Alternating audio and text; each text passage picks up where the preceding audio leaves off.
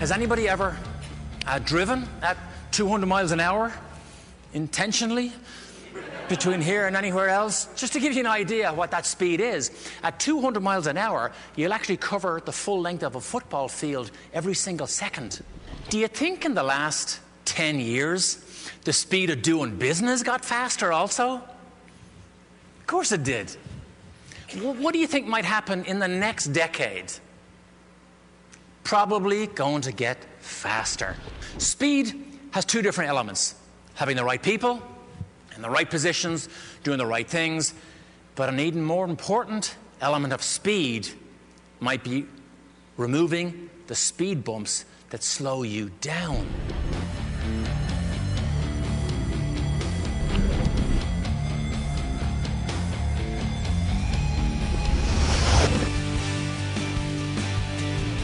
We have Derek Daly, the famous announcer, calling the race for us. May the best man win. Paul, do you have any advice or otherwise for your man here? Pray for your life.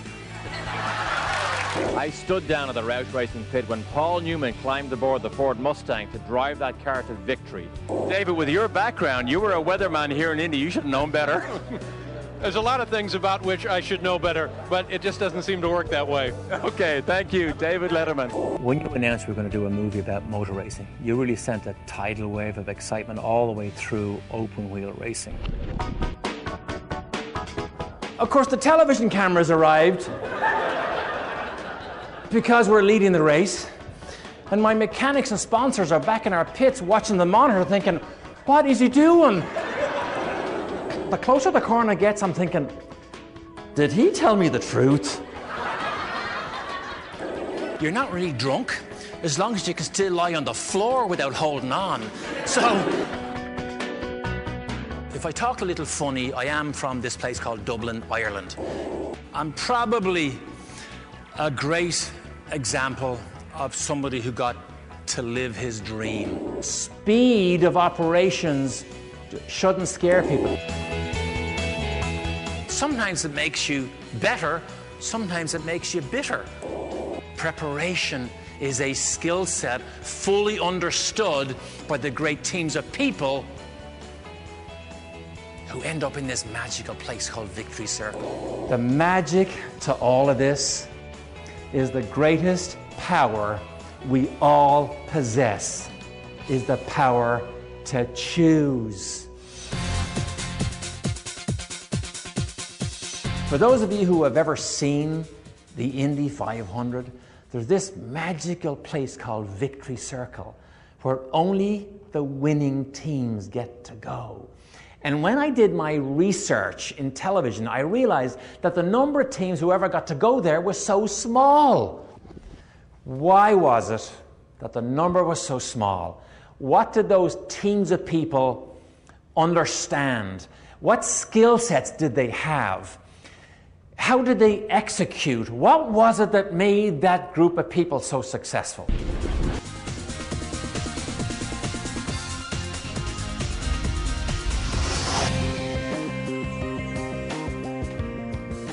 But one of the occupational hazards of racing is something could go wrong. And for me, it went wrong in 1984. Just over a year after I arrived to race Indy cars at these type of speeds. I actually lost control of my car at the Michigan International Speedway at 219 miles an hour.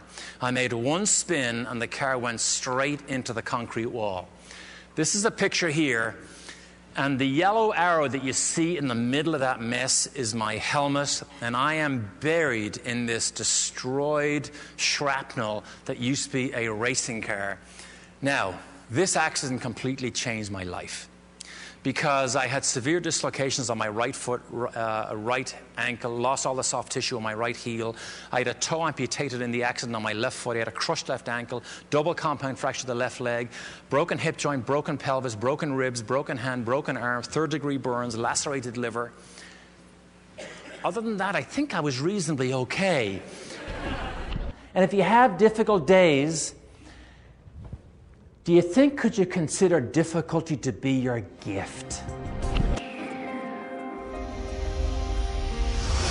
1990, 49 cars took the green in one of Sebring's most competitive races ever.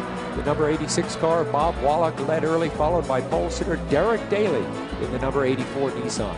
It was a Nissan 1-2 with Irishman Derek Daly getting his first win in the U.S. on St. Patrick's Day.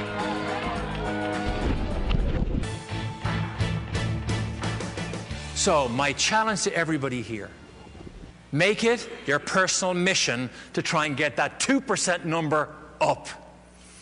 Because the great teams of people who end up in that place called Victory Circle, this is a skill set that they understand. They're actually encouraged. Their encouragement is accelerated to be creative and to be innovative.